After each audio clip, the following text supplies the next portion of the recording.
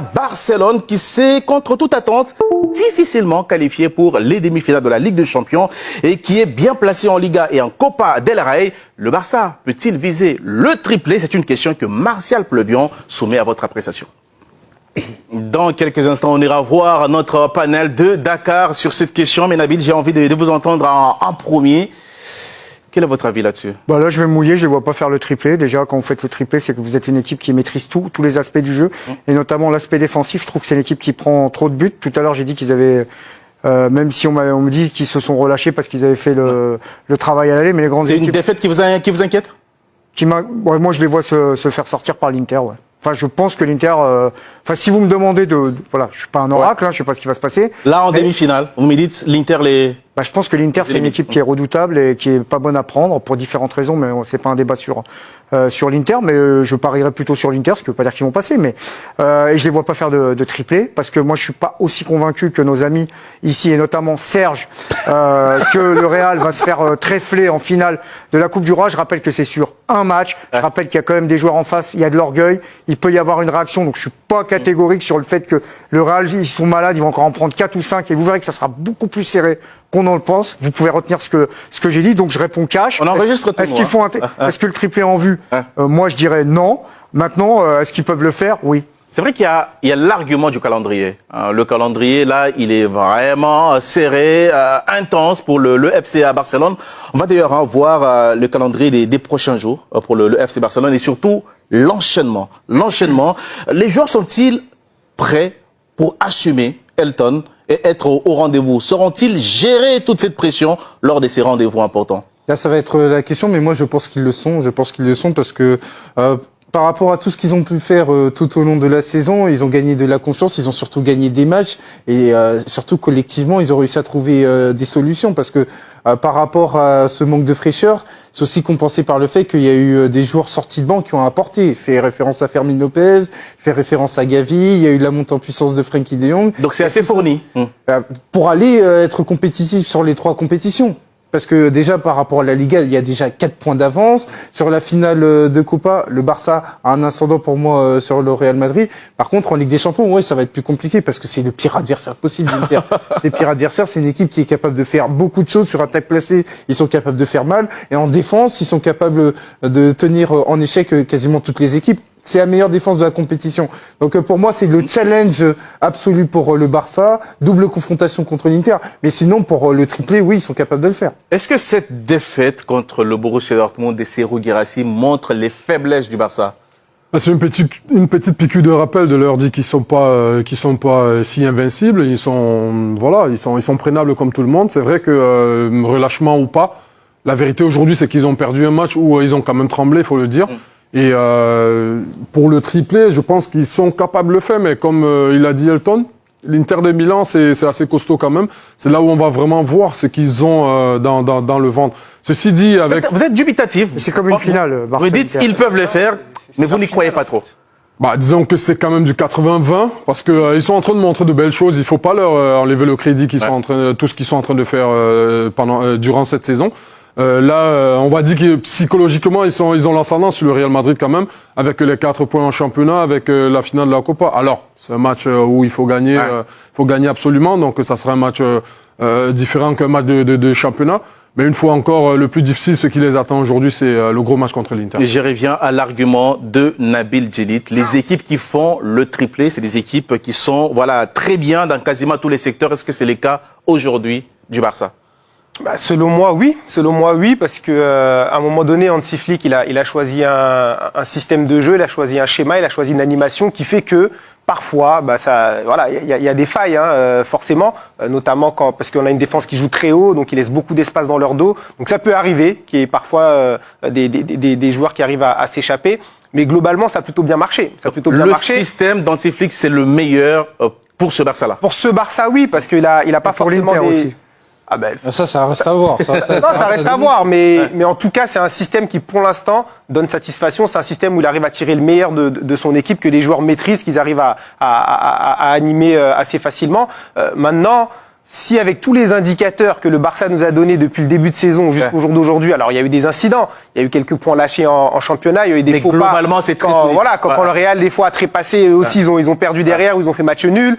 Mais avec tous les indicateurs qu'ils nous ont donnés, ce qu'ils ont fait contre le Bayern, ce qu'ils ont fait contre le Real 2 fois en championnat, les joueurs qui explosent, le turnover d'Antiflis qui est bien en place, il a réussi à concerner tout l'effectif, parce que ça aussi c'est très important. Parce que quand vous avez un 11 titulaire et que les autres ils adhèrent pas, ça marche pas. Là vous avez effectivement. vous avez un Dani Olmo qui est pas toujours titulaire, mais qui quand il rentre ou quand il joue, il est performant. Un Ferran Torres que moi je croyais enterré, mais qui marque des buts et qui fait gagner son équipe. Meilleure saison de sa carrière. Il a réussi à concerner tout le monde, un milieu de terrain qui est solide. Pedri qui est à son prime, alors qu'on pensait qu'il était il y a 3 ans. Donc pour moi aujourd'hui, avec tous ces indicateurs là, si on peut pas viser le triplé, on peut jamais viser le triplé. Non mais qui peut répondre non en fait?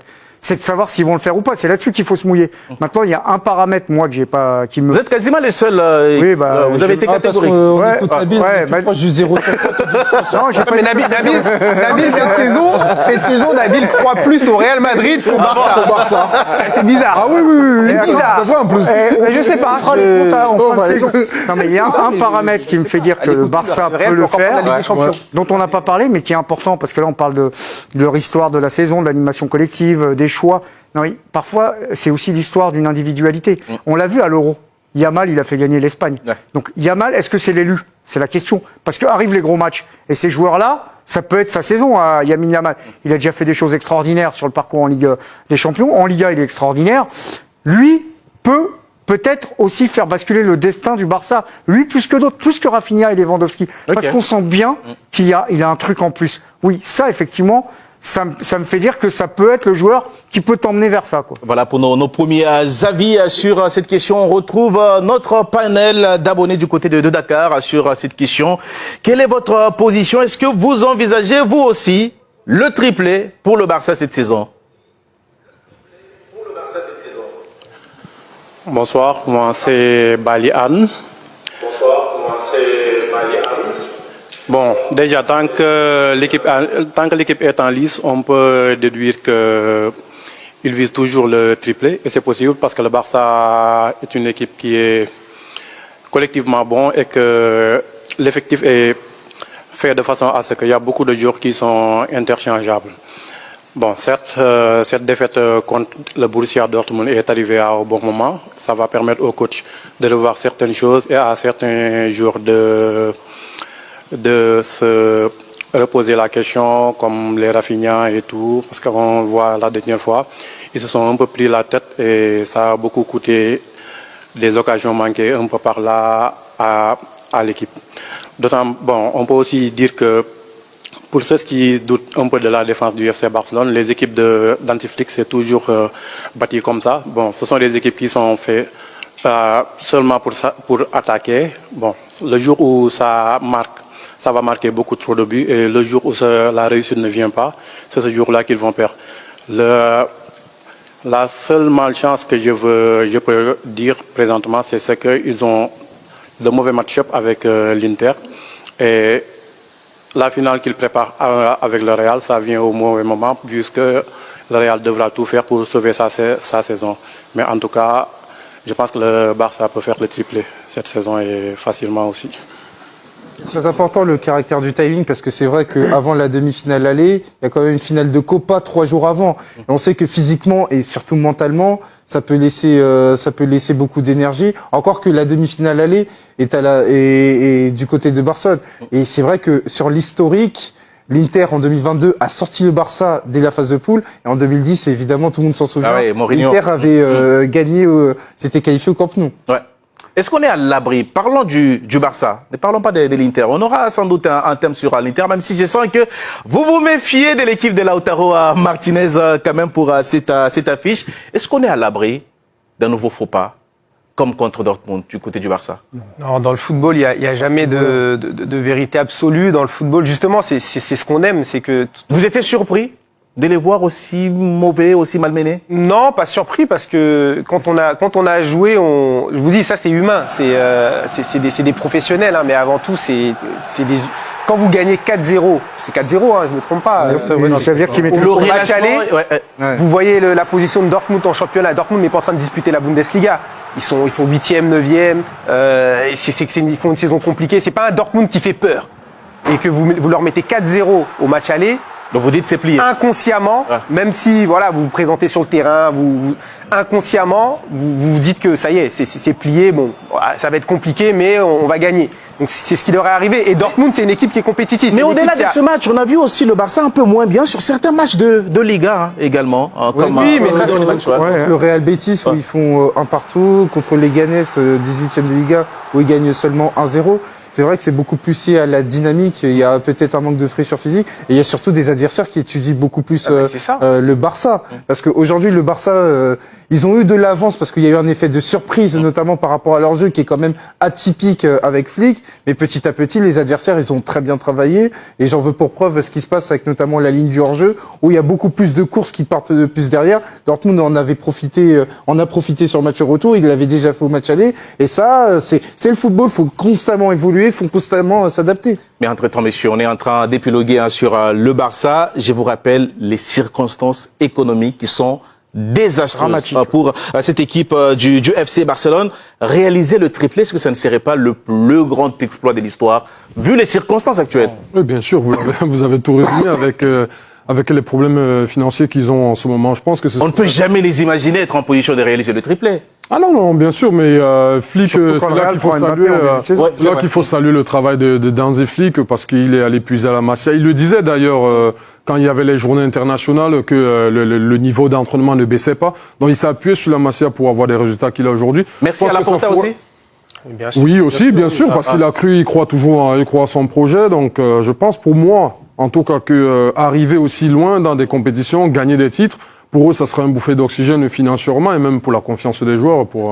C'est vrai qu'on a beaucoup critiqué l'approche de Laporta. On a dit il faut assainir d'abord les comptes, arrêter de faire venir des joueurs. Il a dit c'est par le sportif qu'on va réussir à redresser le club. En fait, finalement, il a totalement raison. Il a répété les mêmes succès que lors de la même méthode que lors de son premier mandat, à savoir que c'est le sportif qui allait déterminer la marche à suivre du club, et que par rapport à ça, il y aurait des effets positifs, notamment sur tout le club. Et là aujourd'hui, sachant c'est que entre temps il y a eu la Masia, il y a eu l'éclosion d'un certain Lamine Yamal, et il y a sorti de très bons choix sportivement. Je veux dire par là, Lewandowski n'est plus qu'à un but de la barre des 100 avec le Barça, alors qu'il a 2 saisons et demie. Il y a eu l'arrivée de Jules Koundé, Rafinha. Donc, malgré des finances, bon, même s'il y a eu notamment des investissements qui ont été faits à l'été 2022, on s'est pas trompé, notamment sur le mercato. J'en veux pour preuve les arrivées à coût zéro d'Inigo Martinez. Martinez, qui est un défenseur dans un secteur clé.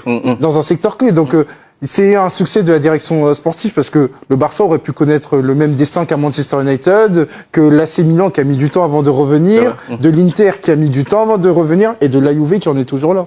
On a appris quand même pas mal de choses dans cette émission. Donc le Real, rien. Non, mais je te demande. Il est vraiment T'es actionnaire Real Madrid, faut nous dire. Prochain bouche à bouche post-finale de Copa de Nabil Dakar. J'attends la fin de saison, je la poste moi-même sur les réseaux sociaux. Donc le Real, ils sont morts, ils vont rien gagner. Le Barça, c'est triplé assuré. Personne ne permettre. Est-ce que vous pouvez demander à Nabil si le Real peut toujours gagner la Ligue des Champions?